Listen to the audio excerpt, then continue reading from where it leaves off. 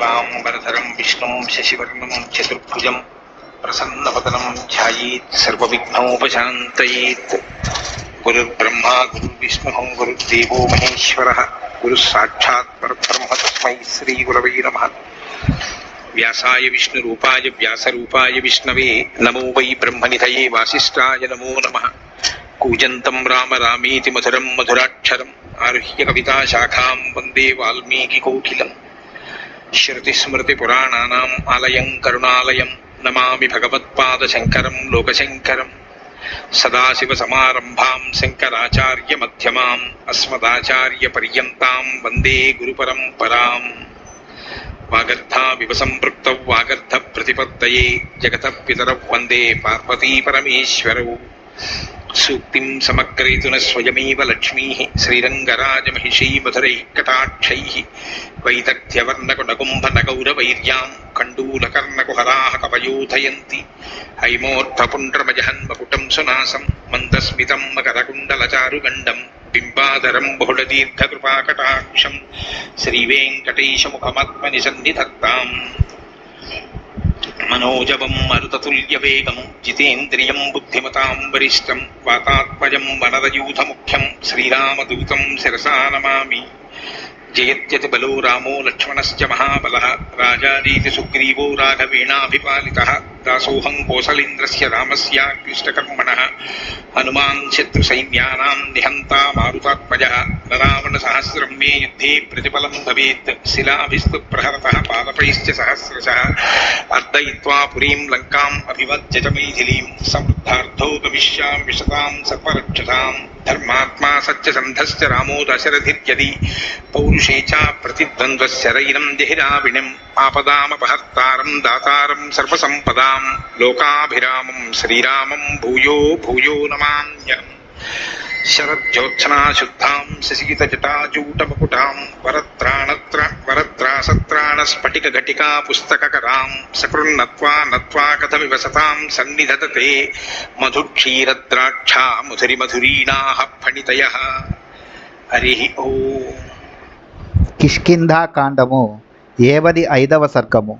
అంగదుడు సుగ్రీవుని నిందించుట, ప్రాయోపవేశమునకు దిగుట, అతని ఎడ జాలిని ప్రకటించుచు వానరులందరూ ఆమరణ నిరాహార దీక్షకు పూనుకొనుట.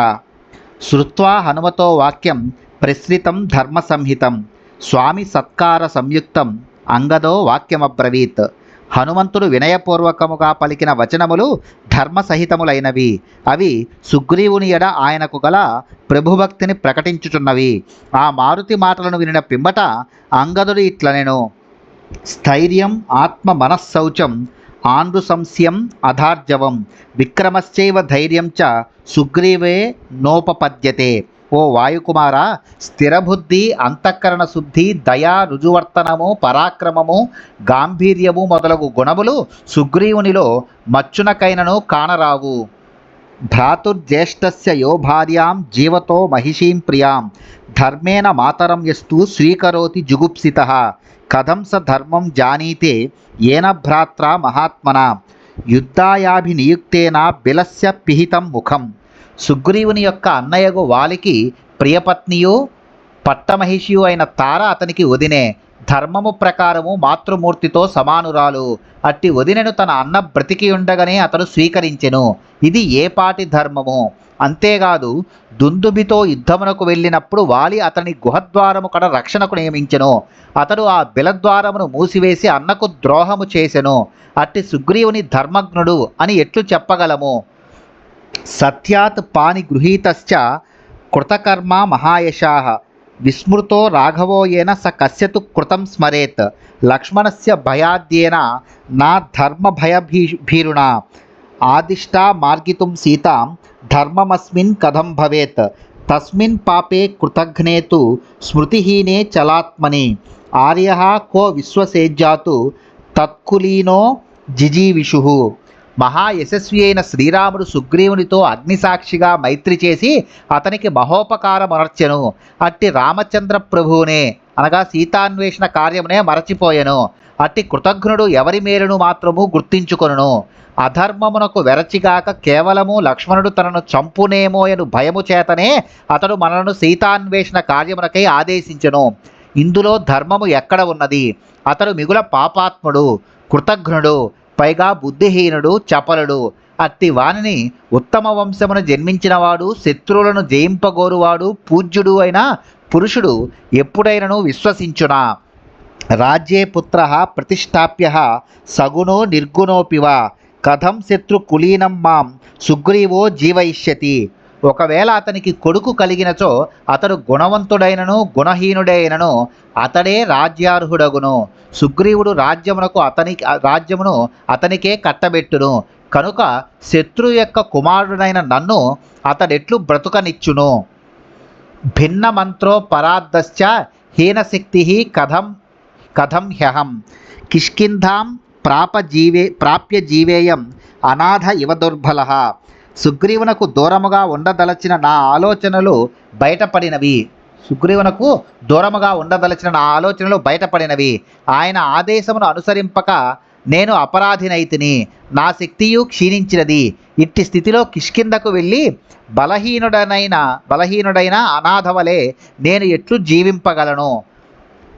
ఉపాంసు దండేన హిమాం బంధనేనోపపాదయేత్ శటః క్రూరో నృశంసశ్చ సుగ్రీవో రాజ్యకారణాత్ బంధనాద్వా వసాదాన్మే శ్రేయః ప్రాయోపవేశనం అనుజానీత మాం సర్వే గృహం గచ్చంతు వానరాః అహం వః ప్రతిజానామి నా గమిష్యామ్యహం పురీం ఇహైవ ప్రాయమాశిష్యే శ్రేయో మరణమేవ మే.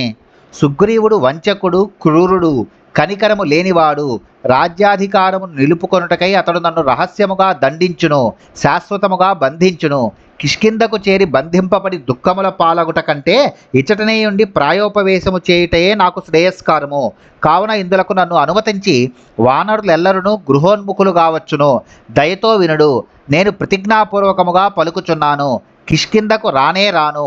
ఇక్కడనే ప్రాయోపవేశమును చేసి మరణించెదను. నాకు అదియే మేలు.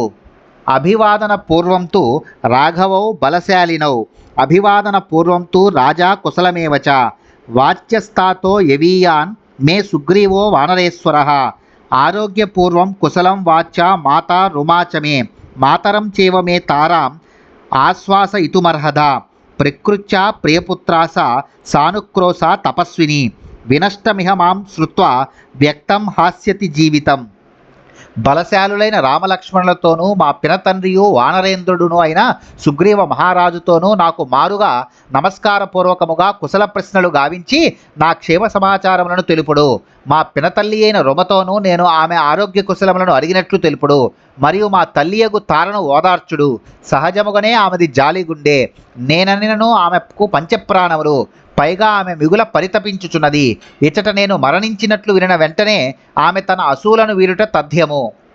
ఏతావదుక్త్వా వచనం వృద్ధాంస్తాన్ అభివాద్య చ వివేశ చాంగదో భూమౌ రుదన్ దర్భేషు దుర్మనాః తస్య సంవిశతస్తత్ర రుదంతో వానరర్షభాః నయనేభ్యః ప్రముముచుః ఉష్ణం వై వారి దుఃఖితాః సుగ్రీవం చేవ నిందంతః ప్రశంసంతశ్చ వాలినం పరివార్యంగదం సర్వే వ్యవసన్ ప్రాయమాసితుం. అంగదుడు ఈ విధముగా పలికి ఆ వృద్ధవానరులకు అందరికీ నమస్కరించెను. పిమ్మట అతడు భూమిపై దర్భలను పరుచుకొని దీనవదనుడై ఏడ్చుచూ వాటిపై కూర్చుండెను. ఈ విధముగా దర్భలపై ఆసీనుడై ఉన్న అంగదుని చూచి వానర ప్రముఖులు అందరూ దుఃఖముతో రోధించుచు వేడివేడి కన్నీరు గార్చిరి. పిమ్మట వారు సుగ్రీవుని నిందించుచు వాళ్ళని ప్రశంసింపసాగిరి. అనంతరము అంగదుని చుట్టూను చేరి తామును ఆమరణ నిరాహార దీక్ష చేయుటకు నిశ్చయించుకొనిరి. మతం తద్వాలిపుత్రస్య విఘ్నాయ ప్లవగర్షభాః ఉపస్పృశ్యోదకం తత్ర ప్రాగ్ముఖాః సముపావిశన్ దక్షిణాగ్రేషు దర్భేషు ఉదక్తీరం సమాశ్రితాః ముమూర్షవో హరిశ్రేష్ఠ ఏతత్ క్షమమితి స్మః. అంగదుని అభిప్రాయమును గుర్తించి వానరులెల్లరూ నీటిని ఆచమించి అచ్చటనే తూర్పు దిక్కునకు మళ్ళీ కూర్చుండిరి.